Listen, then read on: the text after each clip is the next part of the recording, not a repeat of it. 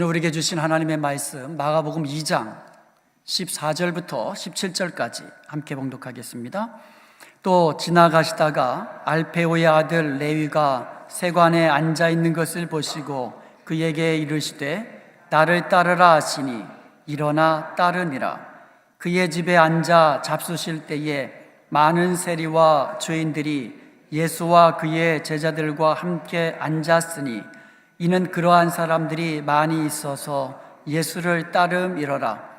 바리새인의 서기관들이 예수께서 죄인 및 세리들과 함께 잡수시는 것을 보고 그의 제자들에게 이르되 어찌하여 세리 및 죄인들과 함께 먹는가? 예수께서 들으시고 그들에게 이르시되 건강한 자에게는 의사가 쓸데없고 병든 자에게라야 쓸데있느니라. 나는 의인을 부르러 온 것이 아니요 죄인을 부르러 왔노라 하시니라. 아멘.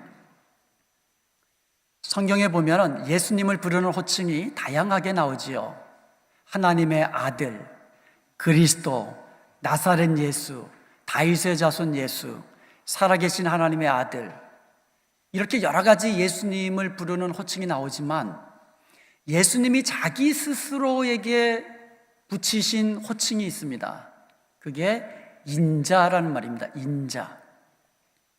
예수님께서는 하늘 보좌를 버리시고 인자로서 이 땅에 오셨습니다. 그 목적이 분명한 목적이 있으셨습니다. 누가복음 19장 10절에 보면 인자가 온 것은 잃어버린 자를 찾아 구원하기 위함이라고 말씀하셨어요. 마태복음 20장 28절과 마가복음 10장 45절에 보면 인자가 온 것은 섬김을 받으려 함이 아니라 도리어 섬기려 하고 자기 목숨을 많은 사람의 대속물로 주기 위함이라고 말씀하고 있습니다. 한마디로 예수님께서 이 땅에 인자로 오신 목적은 죄인을 구원하려 하심이었던 것입니다. 예수님께서는 죄인을 구원하시기 위하여 죄를 대속하는 대속물로서 자기 목숨을 십자가에 내어 주셨던 것입니다. 예수님께서 죄인을 위하여 또 죄인을 구원하기 위하여 십자가에 죽으셨는데 그렇다면 죄인들이 스스로 구원함을 받을 수 있을까요? 예수님께서 모든 사람의 죄를 대신하여 십자가에 죽으셨다고 해서 죄인들이 자기 스스로 주님 앞에 나와서 자기 스스로 구원을 받을 수 있는 것은 아니라는 겁니다. 불러주셔야 돼요. 주님께서 불러주시고 회개케 주셔야 그 사람이 회개하고 구원을 받을 수 있는 것을 믿으시기를 축원드립니다. 그것이 인자가 오신 목적이라는 겁니다. 성경을 보면은요, 잃어버린 양이 스스로 목자를 찾아올 수 없듯이 죄로 인하여 하나님을 떠난 잃어버린 영혼들이 스스로 주님께로 찾아올 수 없는 것입니다. 선한 목자가 산으로 들러 잃어버린 양을 찾아다니며 마침내 잃어버린 양을 찾고 목에 메고는 기뻐하며 돌아오듯이 예수님께서는 잃어버린 자를 찾아 구원해 내시기 위하여 이 땅에 인자로 오셨다라는 겁니다. 이것을 오늘 본문 17절에서 이렇게 말합니다. 나는 의인을 부르러 온 것이 아니라 죄인을 부르러 왔노라. 이것을 누가복음 5장 32절에 보면 이렇게 이야기하고 있습니다. 내가 의인을 부르러 온 것이 아니라 죄인을 불러 회개시키러 왔노라. 죄인을 불러서 회개시키시고 예수님을 믿고 구원함을 주시기 위하여 예수님께서 인자로 이 땅에 오셨다는 말씀인 것입니다. 그러므로 오늘 종려주일을 맞이하여서 죄인을 불러 회개케 하시고 구원하시기 위해 이 땅에 인자로 오신 예수님에 대해서 우리가 살펴보면서 말씀의 은혜를 나누기를 원합니다. 예수님의 공생의 초기 사역의 중심지는 갈릴리 호수의 북서쪽에 있었던 가버나움이라는 지역입니다. 마태복음 4장 13절에 보면 나사렛을 떠나 스불론과 납달리 지경 해변에 있는 가버나움에 가서 사시니 이렇게 되어 있습니다. 여러분 지도를 한번 보시겠습니다. 지도를 보시면 저 갈릴리 지역 북쪽에서 약간 서쪽으로 치우친 곳이 가버나움입니다. 예수님께서 나사렛 예수라고 부름을 받으셨습니다. 호칭이 나사렛 예수라는 호칭이 있거든요. 그 얘기는 뭐냐면 예수님의 고향이 나사렛이라는 겁니다. 예수님은 나사렛에서 어린 시절부터 자라서 쭉 거기서 성장하셨습니다. 그러다가 이제 성인이 되어가지고는 가버나움이라는 곳으로 이사를 하셨어요. 이 가버나움으로 이사하셔가지고는 그때부터 공생애를 시작하신 겁니다. 마태복음 4장 17절에 보면 이때부터 그랬거든요. 예수님께서 나사렛이라는 동네를 떠나서 가버나움이라는 동네로 이사한 이후에 이때부터 예수님께서 비로소 전파하여 이르시되 회개하라 천국이 가까웠느니라 하면서 하나님의 복음을 전파하기 시작하신 겁니다.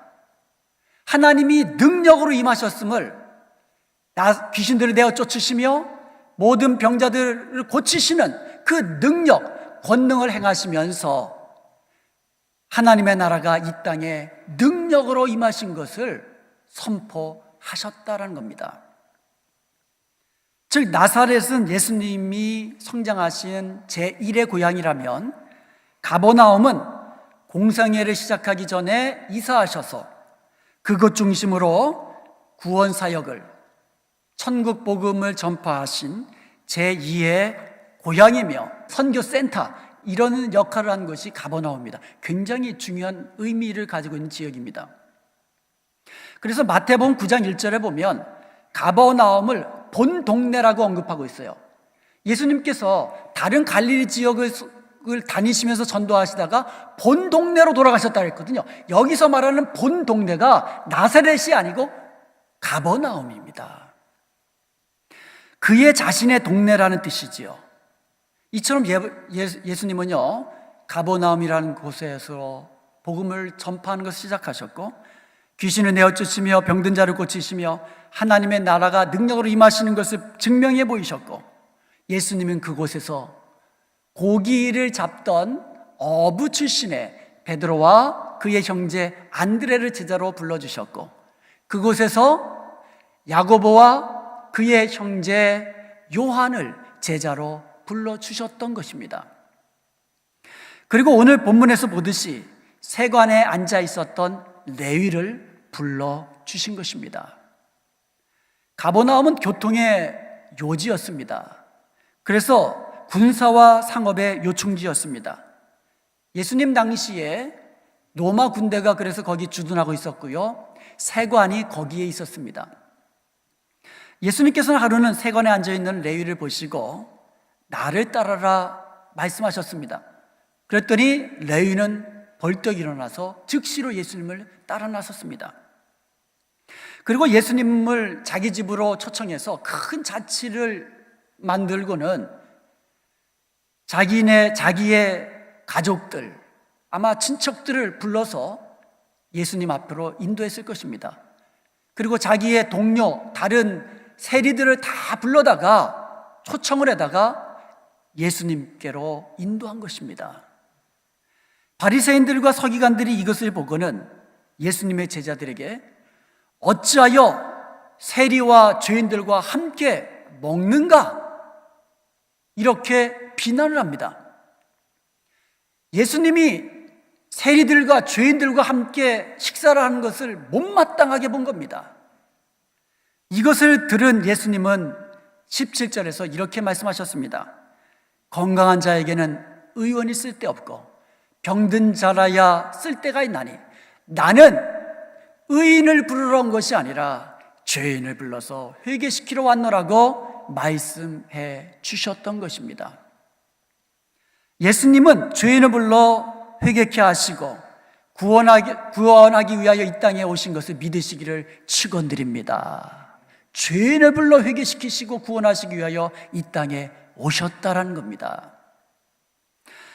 이것을 예수님은 병든 자에게야 의사가 필요하지 건강한 자에게는 필요치 않다는 말씀으로 설명해 주셨습니다. 여기서 건강한 자라는 표현은요, 그 당시 바리새인들과 서기관들의 신앙적 교만을 지적하면서 하신 말씀입니다. 건강한 자에게 의원이 필요 없듯이 의인에게는 예수님이 필요치 않습니다. 자신이 의롭다고, 자신은 거룩한 자라고 교만하게 생각하는 자들에게는 예수님이 필요치 않은 겁니다.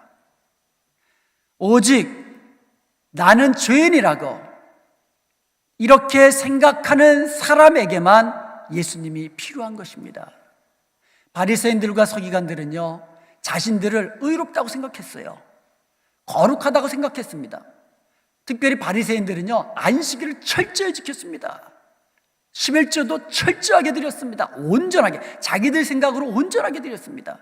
그리고요, 모든 절기들마다 다 열심히 지켰고요. 그리고 하루에 3번씩 꼭 기도 시간에, 정한 시간에 기도를 드렸습니다. 그리고 일주일에 2번을 금식했습니다. 월요일과 금요일, 이틀을 금식했습니다. 그래서 이들은요, 우리는 다른 사람들과 구별된 자들이다. 다른 사람들과 구별된 거룩한 자들이다. 이렇게 자기 스스로 바리새인이라, 이 바리새인이라는 말이 구별된 자, 거룩한 자라는 뜻이거든요. 스스로 자기를 바리새인이다 이렇게 불렀고, 다른 사람들이 자기들을 향하여 바리새인이라고 불러달라고 그렇게 원했던 사람들입니다. 거룩한 사람들이다 스스로 그렇게 여겼고, 다른 사람들에게 그렇게 불림받기를, 인정받기를 좋아했던 사람들이었습니다. 그런 사람들을 향하여 예수님은 건강한 자들이라고 이야기합니다. 너희 건강한 자들에게는 의원이 필요 없듯이 스스로 의롭다고 생각하고 거룩하다고 생각하는 너희들에게는 내가 필요치 않다. 그들은 예수님을 필요치 않기 때문에 예수님께 나오지도 않았고, 예수님을 믿으려 하지도 않았고, 예수님 앞에 죄인이라고 고백하며 회개치도 않았던 것입니다. 오직 병든 자에게 의원이 필요하듯이 오직 예수님이 필요한 것은 죄인이라는 사실을 기억할 수 있기를 간절히 소원드립니다. 내가 주님 앞에 나는 죄인입니다.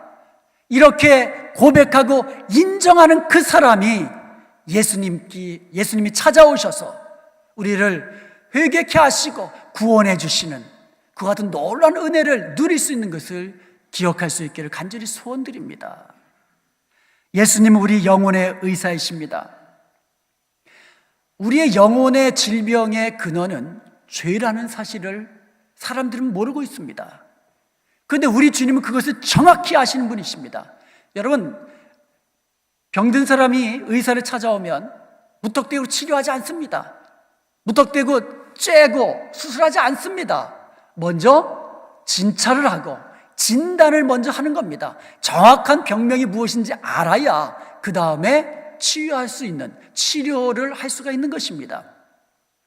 우리 영혼의 질병의 가장 심각한 문제, 그것은 죄라는 것입니다. 이것을 영혼의 의사 되신 우리 주님은 분명히 알고 계셨습니다. 그런 그 죄를, 우리의 영혼의 심각한 문제를, 모든 문제를 야기시키는 그 죄를 정확하게 잘라내시기 위하여, 없애버리시기 위하여 인자로 이 땅에 오신 것을 믿으시기를 축원드립니다. 여러분, 죄의 영향이 얼마나 큰지요. 창세기에 보면은요, 아담과 하와가 하나님의 말씀에 불순종함으로 죄를 범하고 그때부터 죄가 이 땅에 들어왔다고 기록하고 있습니다. 그때부터요, 죄가 얼마나 급속도로 빠르게 광범위하게 그렇게 퍼져나가는지 모릅니다.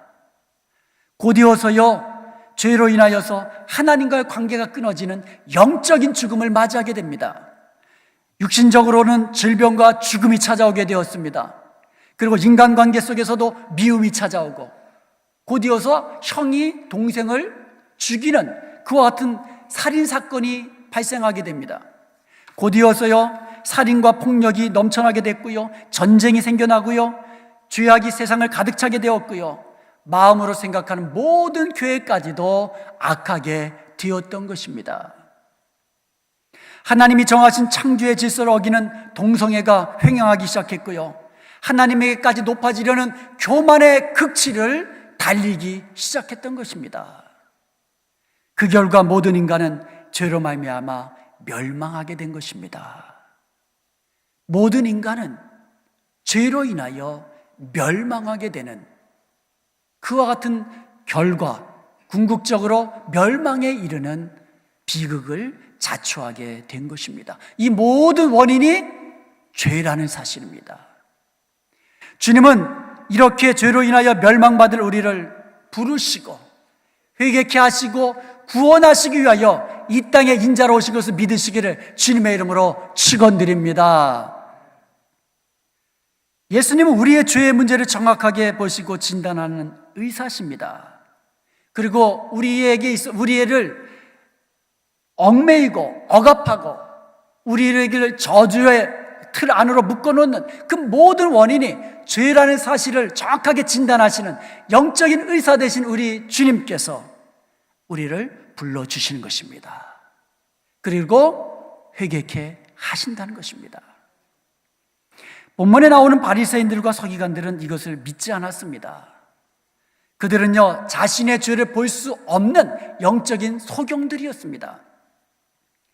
아무리 하나님을 잘 섬긴다고 자기들은 거룩한 자들이다, 우리는 경건한 자들이라 아무리 그렇게 외쳐도 그들은 자기들의 속에 있는 죄를 보지 못하는, 인정하지 못하는 영적인 소경들이었다는 거예요. 이게 그들의 문제였습니다. 자신의 죄를 인정하지 못하니까 예수님 앞에 나올 필요가 없는 겁니다. 그들은 예수님이 필요치 않은 사람들이었습니다. 자기들은 다른 죄인들과 다른 거룩한 자라고 여기고, 심지어 그들은 다른 사람의 죄를 판단하는, 그러한 정죄하는 그런 위치까지 스스로를 높이고 교만한 자로 행세했던 것이죠. 자기들도 역시 심판받을 죄인이라는 사실을 알지 못했던 것입니다. 그래서 예수님은 이 사람들을 가리켜서 외식하는 자여 화 있을 것이라고 이야기를 합니다. 바리새인과 서기관들을 향하여 외식하는 자여, 너희가 화 있는 자로다, 너희가 망하는 자다, 이렇게 말씀하신 겁니다. 여기서 외식이라는 말은요, 가면을 이제 쓴 사람들, 이와 같은 사람들을 여러분 연상하면 됩니다. 연극할 때의 배우가 자신의 얼굴을 가리기 위해서 연극을 쓰고 그렇게 연극을 합니다. 이것에서 외식한다, 가면을 쓴다라는 말이 유래된 것입니다.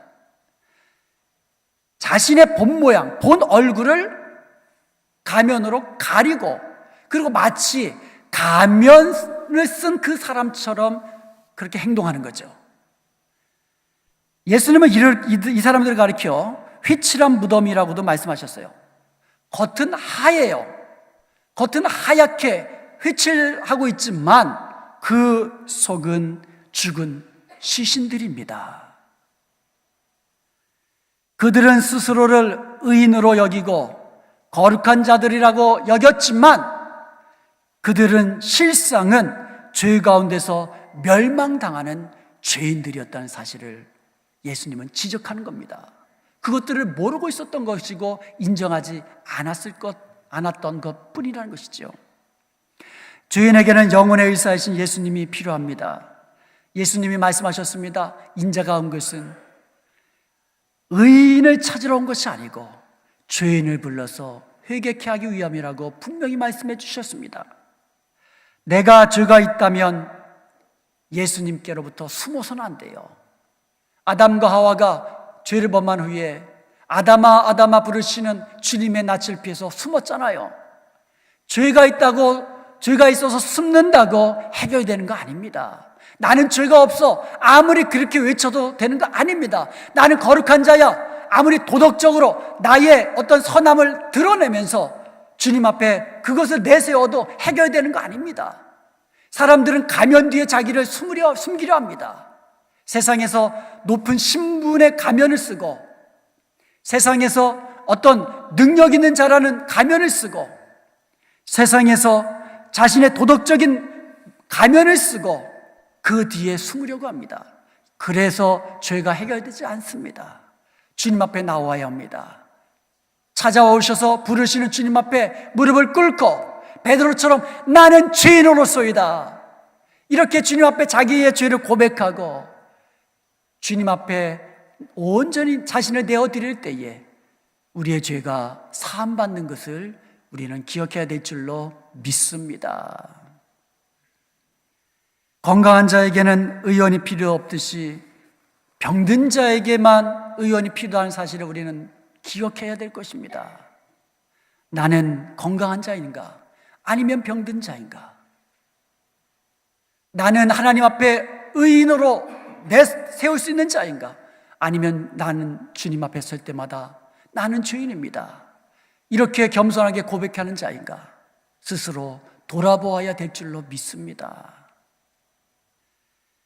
나는 예수님이 필요한 죄인임을 고백할 때에 우리 주님은 의롭고 미쁘시사 우리의 죄가 아무리 주홍빛 같을지라도 회개하면 사죄의 은총을 받으시는 것을 기억하십시다. 주님은 미쁘시고 의로우사 우리의 죄를 사하시며 모든 불의에서 우리를 깨끗게 하시는 것을 우리는 믿어야 될 줄로 믿습니다. 그런데 만일 여러분이 죄가 없다 하며 회개하지 않으면 어떻게 될까요? 나는 죄가 없습니다라고 회개하지 않으면 어떻게 될까요? 교회에 아무리 오래 다녀도 죄의 문제는 해결되지 않습니다. 예수님의 이름으로 귀신이 떠나가고 병에서 고침받는 주님의 능력을 보았다고 해서 죄의 문제는 해결되지 않습니다.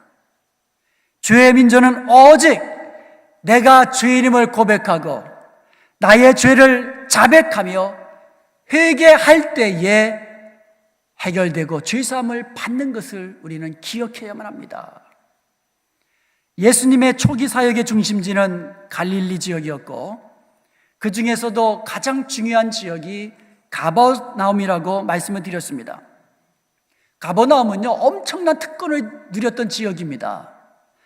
예수님은 가버나움에서 공생애를 시작하셨고 이곳에서 핵심 제자들을 불러주셨고 수많은 권능과 이적을 행하셨습니다. 이곳에서 베드로의 장모의 중한 열병을 고쳐주셨고요, 침상에 누인 중풍병자를 일으켜주셨습니다. 백부장의 하인의 병을 고쳐주셨고요, 혈류증을 앓는 여인을 고쳐주셨습니다. 심지어 가버나움에 있는 회당에 회당장의 죽은 딸을 다시 살리시는 놀라운 기적을 행하신 곳이 가버나움이었습니다. 이러한 주님의 기이한 권능을 직접 본 곳이 가버나움이고 가버나움에 사는 사람들이었습니다. 예수님은 가버나움을 일종의 선교센터로 삼으시고는요, 그 인근 지역들로, 인근 마을로 다니면서 천국 복음을 전파하시며 그곳에서도 귀신을 내어주시며 수많은 권능을 행하셨습니다. 그 대표적인 마을이 벳세다와 고라신이라는 지역입니다. 우리 지도를 다시 한번 보시겠습니다. 이 갈릴리 호수의 북쪽에 있는 지역 가버나움이 일종의 선교센터라고 했습니다. 그 근처 오른쪽에 벳세다가 있고 약간의 북서쪽으로 고라신이라는 지역이 있습니다. 저 지역이 얼마나 주님의 놀라운 은총을 받은 지역인지 모릅니다. 주님의 행하시는 능력을 눈으로 직접 보고 체험한 그 지역들입니다. 고라신에 대한 성경의 기록은 별로 없지만 특별히 벳세다 하면 여러분 떠오르는 이적이 뭡니까?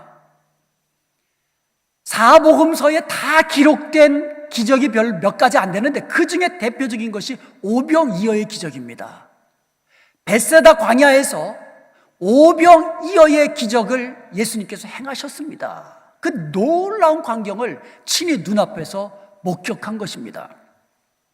그렇다면 저 마을들 가버나움, 벳세다, 고라신, 이 마을들은 예수님의 말씀을 들었고 예수님의 능력을 보았다면 저들이 예수님의 말씀대로 회개하고 예수님을 믿고 구원함에 이르는 것이 어찌 보면 당연한 것 아닙니까? 근데 저 마을들이 어떻게 된 것 같습니까? 실제로 저 마을들이 어떠했을까요?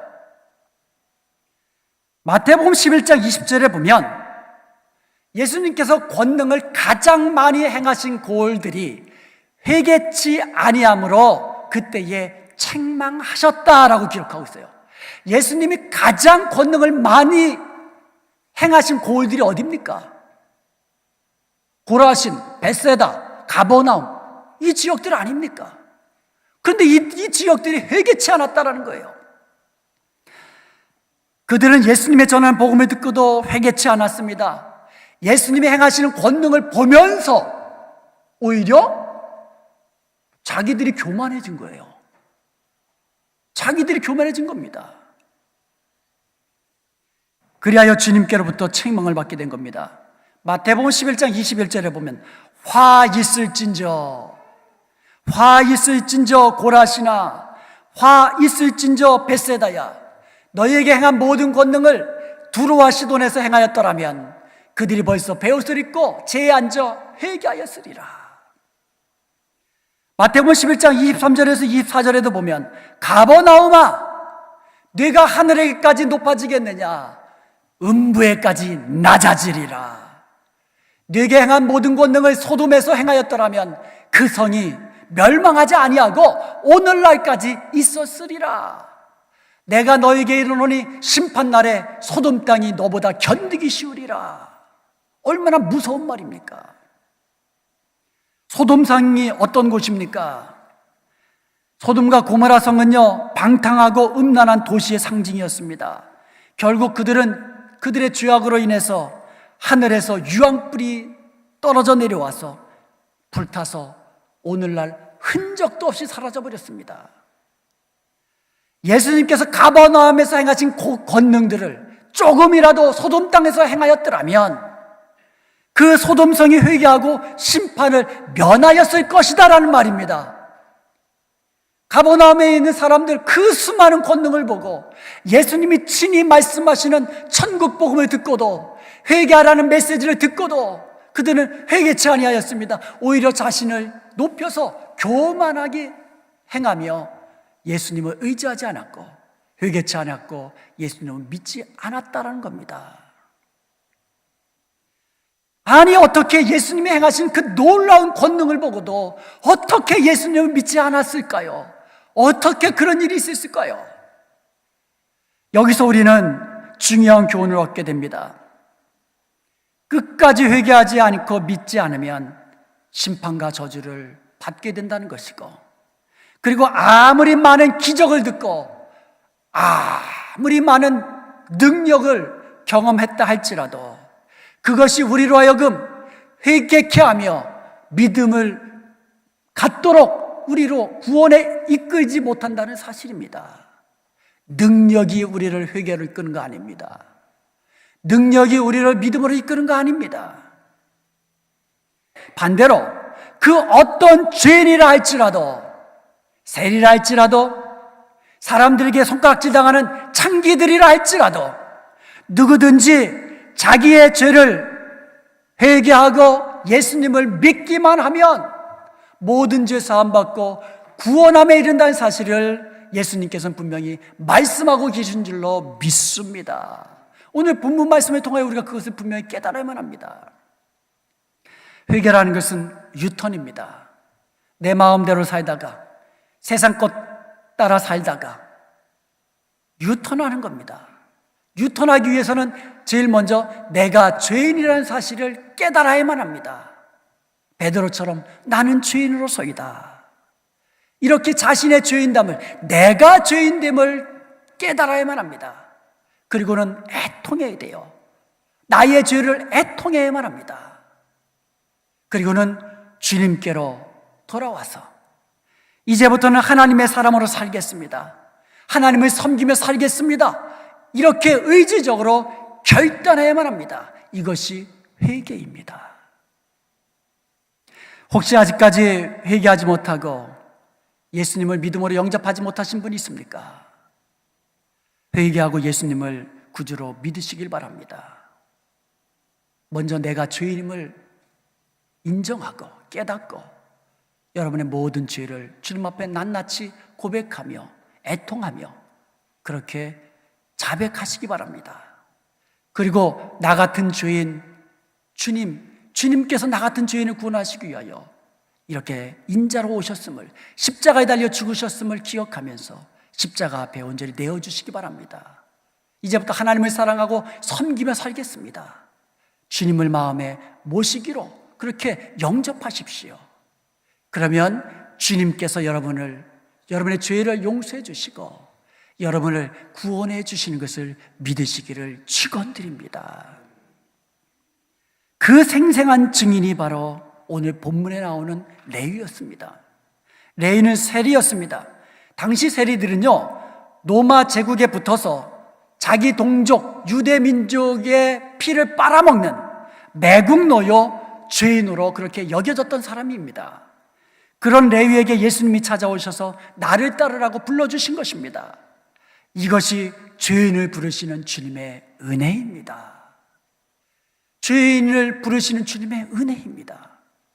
죄인된 저와 여러분이 회개하고 예수님을 믿고 구원함을 받았다면 그것은 나의 공로가 아니라 죄인인 나를 불러주시고 회개케 하시고 구원하신 주님의 은총인 것을 믿으시기를 축원드립니다. 내가 회개하고 예수님을 믿고 구원을 받았다면 이 모든 것은 주님의 은혜입니다.